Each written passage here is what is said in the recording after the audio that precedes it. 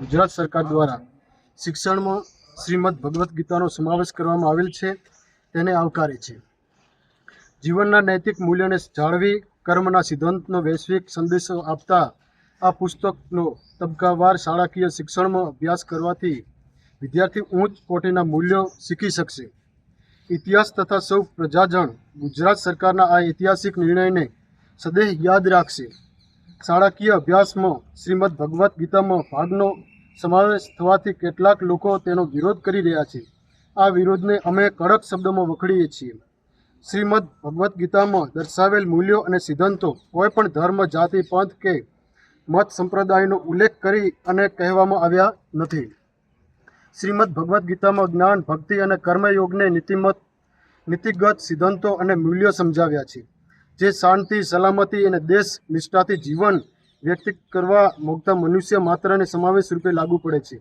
આ જ્ઞાન સૌના જીવન વિકાસ માટે મહત્વનું છે, એટલે ભગવદ્ ગીતાનું પાઠ્યપુસ્તક ક્રમમાં નિર્ણય લેવામાં આવે, અભ્યાસક્રમ દાખલ કરવામાં આવે, સૌ એવી દરેકની લાગણી છે। જેથી સરકાર દ્વારા પણ અમારી એક રજૂઆત છે। અબ્દુલ કલામ, બાબા સાહેબ આંબેડકર, ગાંધીજી જેવાએ પણ આ નૈતિક મૂલ્યોનો સિદ્ધાંતો પણ સ્વીકાર્યા હતા। અત્યારે અદાલતોમાં પણ સૌ પ્રથમ શપથ લેવામાં આવે, ભગવદ્ ગીતા ઉપર હાથ રાખીને એનું કાર્ય પણ કરવામાં આવે છે। એટલે આ રીતે દેશની અંદર ભગવદ્ ગીતાનો પાઠ્યક્રમ પુસ્તકમાં સમાવેશ કરવામાં આવે તો એના સિદ્ધાંતો, મૂલ્યોના કારણે બાળકોનો પણ વિકાસ થાય। એ કોઈ ધર્મને કોઈ નુકસાનકારક નથી ને કોઈ દેશને કોઈ નુકસાનકારક નથી, એ વ્યક્તિના વિકાસ માટેનું છે। એટલે એના માટે ભગવદ્ ગીતામાં સમાવેશ કરવામાં આવે એવી અમારી સૌની રજૂઆત છે। શ્રીમદ ભગવદ્ ગીતાના પાઠ્યપુસ્તક ધોરણ 4-5માં જે ગુજરાત સરકારે એનો સમાવેશ કર્યો એ ખૂબ આવકારદાયક છે। કોઈ અસામાજિક તત્વો અથવા તો જેની કોઈ લાગણી કોઈની દુભાણી હોય અને એનો જે વિરોધ કર્યો છે એનો નાગરિક જાગૃતતા મંચ ખૂબ સખત વિરોધ કરે છે। અને અમારી સૌની માગણી છે કે શ્રીમદ ભગવદ્ ગીતાને જે સમાવેશ કરવામાં આવ્યો છે શિક્ષણ ક્ષેત્રે એને આવકાર્ય છે અને એને ચાલુ રાખવામાં આવે।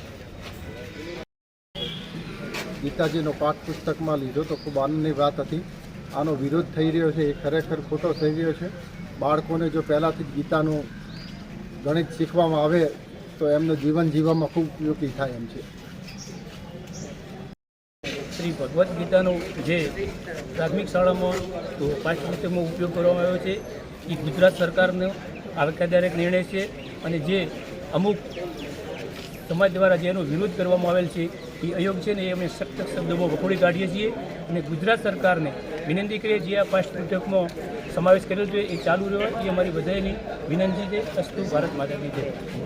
ભગવદ્ ગીતાનો પાઠ્યપુસ્તકમાં જે સમાવેશ થયો છે એ ગુજરાત સરકારના સૌ પ્રજાજનો માટે આવકારદાયક પગલું છે। એનાથી રાષ્ટ્રને એક કદમ આગળ લઈ જવામાં અવસર પ્રાપ્ત થશે।